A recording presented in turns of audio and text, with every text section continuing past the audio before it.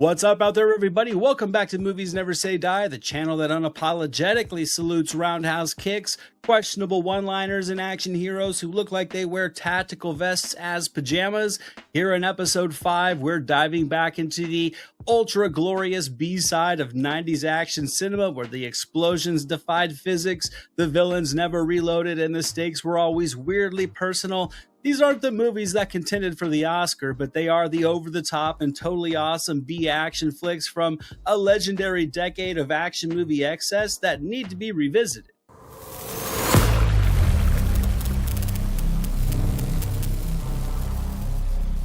Get ready to cash out or get taken out. 1997's Top of the World deals you a Vegas-set thriller where Peter Weller plays an ex-con caught in a casino heist gone sideways with his soon-to-be ex-wife played by Tia Carrere, while Dennis Hopper soaks in the fluorescent-lit scenery like he's getting paid 5 times as much as everybody else. Top of the World drops Peter Weller into a casino heist gone wrong with a side of romantic tension because really nothing rekindles a marriage like dodging bullets behind slot machines and card tables.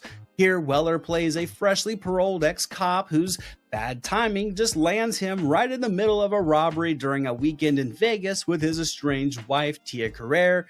Dennis Hopper pops in with peak unhinged Hopper energy, commanding a crew of criminals with all the subtlety of a wrecking ball. This movie is part noir, part Die Hard in a casino, and somehow still finds time for some relationship therapy. It's a low-budget caper that runs on charisma and chaos and a surprising amount of elevator shaft action. The plot is as twisty as a casino floor, but if you're here for a gritty crime thriller with an effective B glossy action sheen, then you've hit the jackpot. Just don't bet on realism.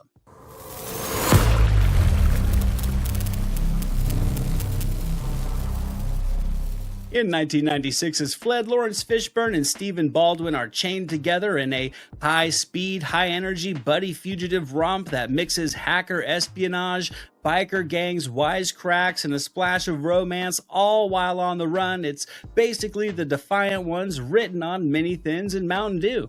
Fled pairs Lawrence Fishburne and Stephen Baldwin as mismatched convicts on the run in a movie that admittedly does feel like it came out of a 90s action movie vending machine, but I do mean that in the best way. I mean, Fishburne clearly does the heavy lifting to no surprise, while Baldwin kind of plays the wisecracking hacker with a past, a floppy disk, and a tendency to run headfirst into trouble. There's a high-speed motorcycle chase that's fun, a techno MTV aesthetic, and more double crosses than an episode of a soap opera. It's a buddy comedy movie that tries to blend the Defiant Ones with Enemy of the State, but doesn't quite hack it, pun intended. Still, though, does have that fun late-night cable charm to it, working in its favor. It's got a young Salma Hayek shoehorned into the story and enough explosions to keep your living room lit up on a dark night at home in front of the television.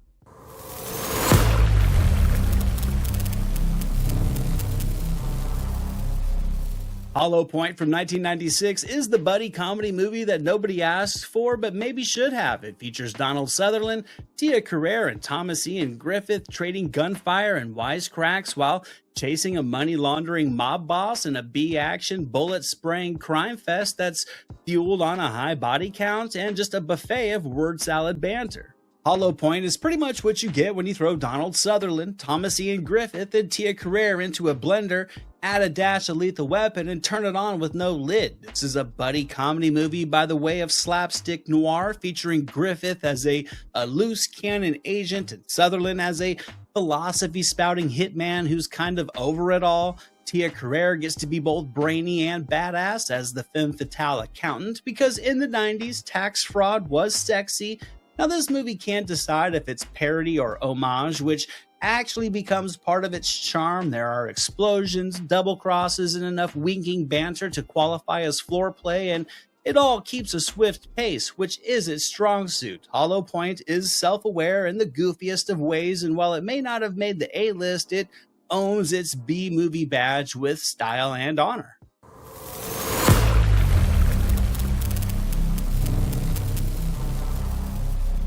In In 1995's The Hunted, Christopher Lambert finds himself the target of ninja assassins in Japan after a one-night stand goes wrong in a movie that is essentially a stealthy love letter to gratuitous swordplay and smoky rooftop chases, with Joan Chen and John Lone filling out the focal cast. The Hunted is the Christopher Lambert ninja thriller that, as I've said before, you didn't know you needed and possibly still don't, yet here we are.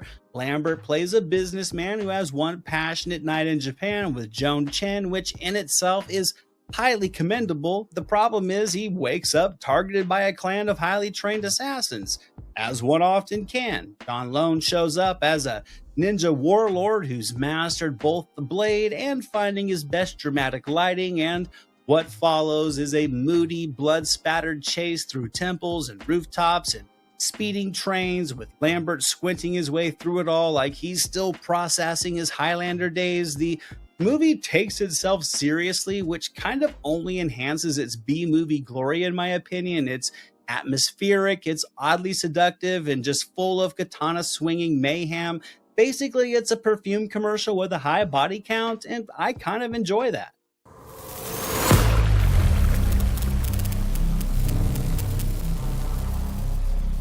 The Expert from 1995 stars Jeff Speakman as a vigilante martial artist slash ex-Special Forces trainer who infiltrates a medical facility ran by James Brolin to confront his sister's killer who got away. So basically think Shawshank Redemption, but with more lethal spin kicks, heavy gunfire, and a hefty dollop of steaming hot macho cheese poured all over it. Jeff Speakman in The Expert delivers a justice-fueled karate beatdown inside of a mental facility prison, which, to be honest, sounds like a dream someone had after watching Under Siege, Death Warrant, and Walker, Texas Ranger back to back to back. Here, Speakman is a vigilante ex-Special Forces type whose sister's been murdered by a sadistic killer, so naturally he responds by getting himself tossed into the same facility, which is ran by a ruthless warden played up with great charm by James Brolin. The Expert, to me, is like the County Monte Cristo meets American Gladiators, but with fewer rules and a ton more roundhouse kicks. This movie's budget clearly did go to the fight choreographer and the smoke machine, but that's okay. Speakman's fists and feet do all the talking. This plot is humorously bonkers, and the dialogue is straight from the macho revenge playbook, so less is a good thing, and to me, The Expert really leans into its absurdity and lands a punch right in the B-action movie sweet spot.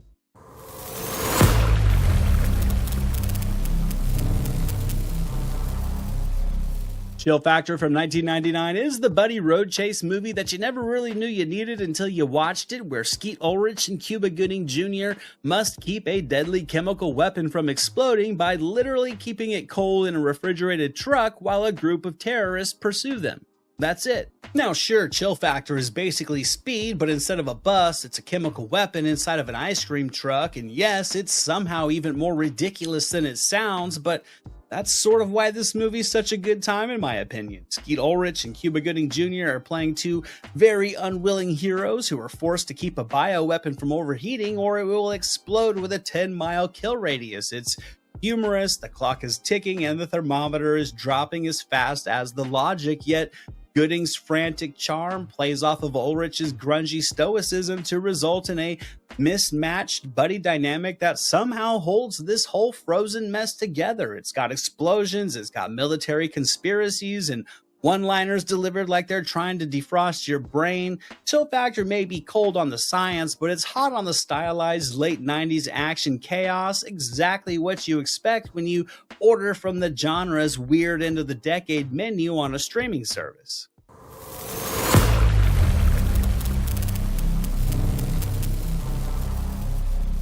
Double Trouble from 1992 gives us twin bodybuilders played by actual twins, David and Peter Paul, who take on jewel thieves and hitmen and commit fashion crimes against humanity in a buddy cop flick that's all brawn, biceps, and undersized shirts with more flexing than at a gym the day after New Year's. Double Trouble brings us bodybuilding twins David and Peter Paul, one as a cop, the other as a criminal, because clearly the movie Twins needed more steroids, smaller sweatshirts, and fewer punchlines. The script here feels like it was scribbled down during a protein shake binge, and every line is delivered with the sincerity of a Mr. Olympia posing routine, yet somehow it just all works in its low budget glory. The movie is a glorious train wreck of just hairsprayed hair, slow motion fights, feats of strength, brotherly biceps, and it just lives up to its VHS promise of being complete muscle bound madness. High art? Absolutely not, but it's hard to frown when the Paul twins are kicking indoors and tossing bad guys like medicine balls, all in an effort to smash crime and rekindle their brotherly love, while also catching the eye of a few ladies along the way in a peak early 90s, still living in the 80s movie that if you haven't seen, I highly recommend.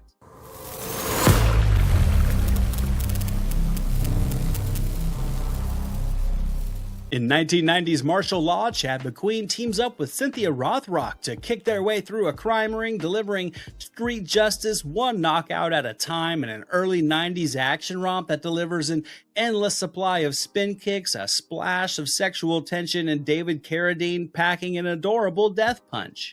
After his training from Kreese in the Cobra Kai, Chad McQueen would turn cop and deliver small-budget justice in martial law alongside the ever-kicking Cynthia Rothrock. They're cops dealing with the criminal cartel ring run by David Carradine, who plays a villain with just rocking silk shirts and possessing his finisher, the homicidal death touch. The plot is your standard bad guys steal stuff, good guys kick them, but Rothrock's martial arts prowess brings enough heat to keep things fun, and McQueen plays his role with just a charming dad energy, even when he's roundhousing someone through something at any given point in time. The movie is more interested in karate than courtroom procedure, and that's exactly the point. Martial law is early 90s action comfort food. It's greasy, fast, gone before you can question the dialogue. I remember watching this movie so many times as a kid, and it's still a blast of nostalgia all these years later.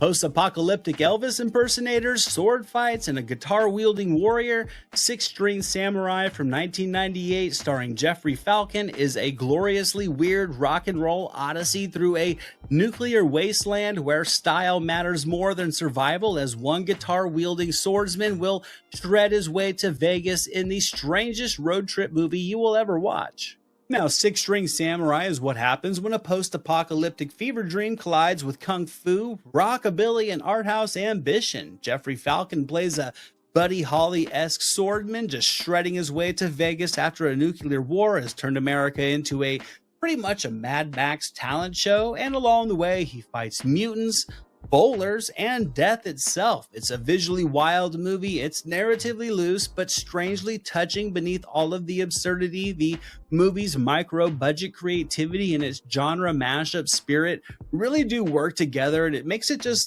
really unlike anything else in the B-action realm. It's less about plot and more about vibe, and with frenetic action and a buffet of wildly eccentric characters, this is a movie that you can watch that will stick with you long after the end credits have rolled.